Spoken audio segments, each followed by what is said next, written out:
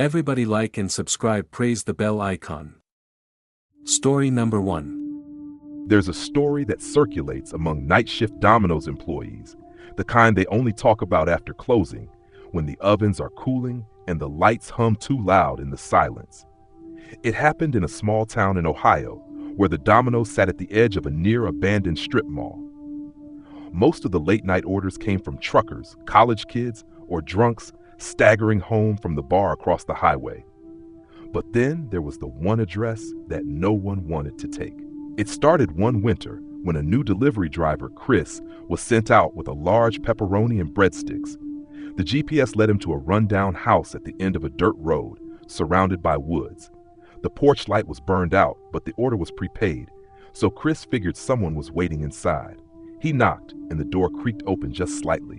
A voice from the dark called, "Leave it inside." On the table.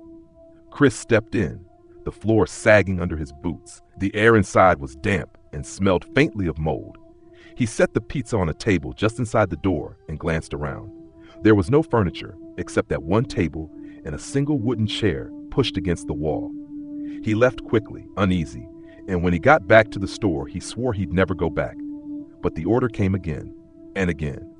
Always the same house, always prepaid, always requesting the food to be set on the table inside.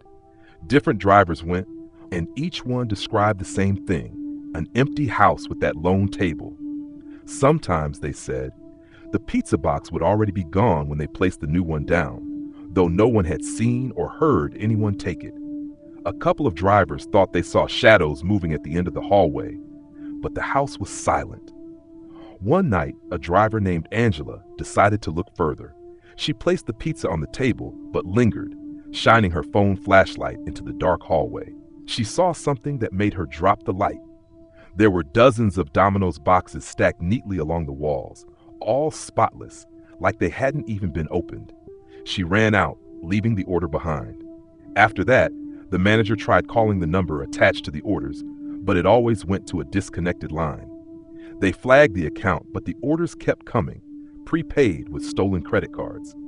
Domino's policy said if it's prepaid, the drivers still had to deliver. The last time anyone remembers delivering there was when a driver named Mark disappeared.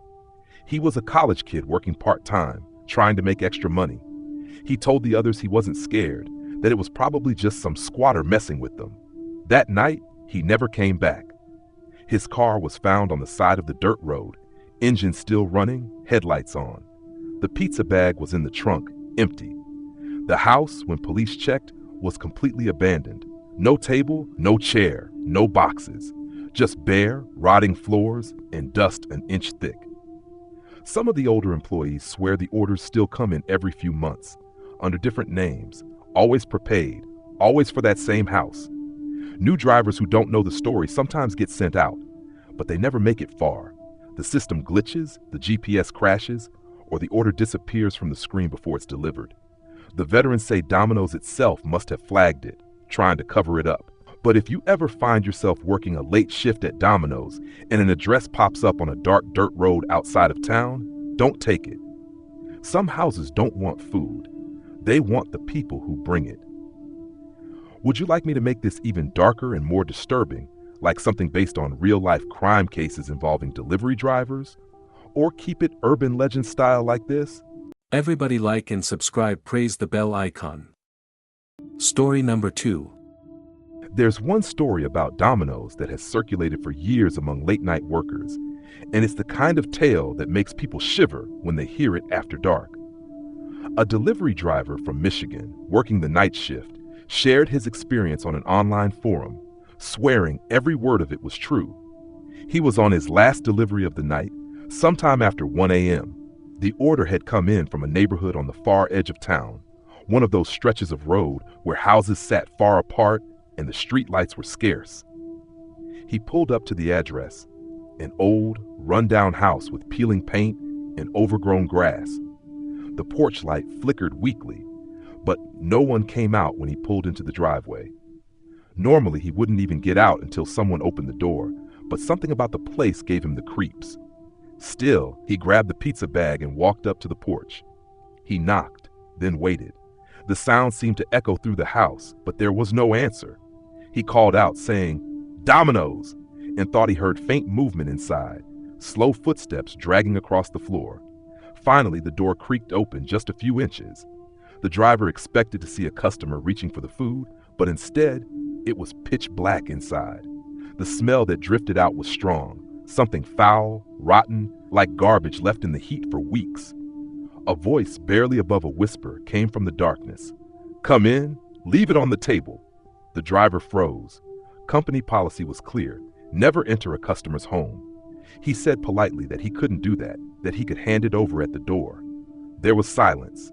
Then the voice came again, a little louder this time, rasping and strange. "Come in, leave it." As his eyes adjusted, he realized someone was standing just inside the doorway, not moving, just watching him. He couldn't make out their face, only the shape of a person.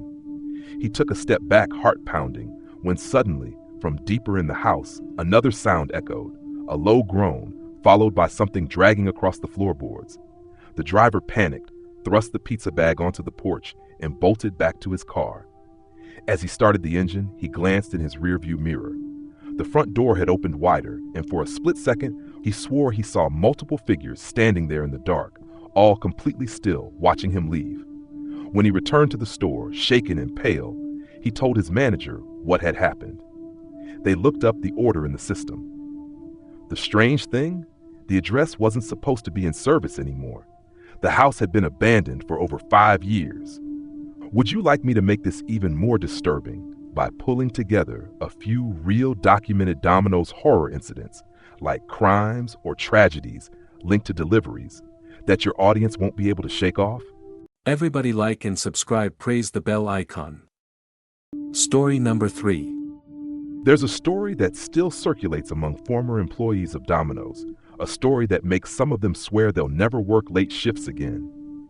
It happened in the late 2000s at a small Domino's store in the Midwest, the kind of place where the night shift was usually just 2 people, one working the ovens, one handling the counter and deliveries. It was a slow night, nearly midnight, when the phone rang. The order was strange. 3 large pizzas, no toppings, no sauce, just cheese for pickup. The man on the phone sounded monotone, almost robotic. The employee working the register, a young woman named Casey, joked to her coworker that it was probably some drunk college kids. They made the pizzas anyway. 20 minutes later, the man came in. He wasn't what they expected. He was tall, gaunt, and wearing a faded Domino's uniform shirt that looked decades old, with the logo stitched in a style they hadn't used since the 80s. His skin was pale, his eyes sunken. He didn't say a word when Casey greeted him. He just stared at the ovens until the coworker slid the boxes onto the counter. When Casey asked for payment, the man pulled out exact change, down to the last penny, and placed it silently on the counter. Then he picked up the boxes and left without making eye contact. Casey thought it was creepy, but brushed it off.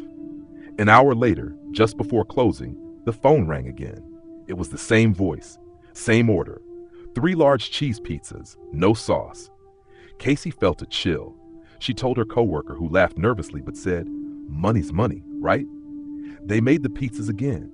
This time, though, the man didn't walk in. Nobody showed up. They waited. They even left the pizzas on the counter for 30 minutes. Nothing. They finally decided to toss the boxes and start closing. As Casey walked to the dumpster behind the store, she froze. The same man was standing by the back lot, holding the first 3 pizza boxes. They weren't open, just perfectly stacked in his arms. He was staring directly at her. No expression, no movement. She screamed for her coworker, but by the time he came out, the man was gone. They rushed back inside, locking the doors. Just as Casey was trying to calm down, she noticed something on the counter. Another set of 3 pizza boxes, the exact same kind. The ovens had been off for nearly half an hour, and neither of them had touched the register since they'd started cleaning. Yet there they were, hot, fresh, and steaming. The coworker grabbed a box and lifted the lid. Inside wasn't pizza. It was raw dough, pressed down into the pan, with deep handprints sunk into it, almost like someone had been clawing their way out from beneath. Casey quit Domino's the next day. Her coworker lasted 2 weeks longer before walking out mid-shift. The store eventually shut down, though nobody could say exactly why. But among employees, there's still a whispered warning. If you get a call for 3 plain cheese pizzas, no sauce after midnight, don't take the order, because sometimes the one picking it up isn't a customer at all. Do you want me to push this more toward a real employee horror account style, with details from night shifts and customer incidents, or keep it in the urban legend style like this,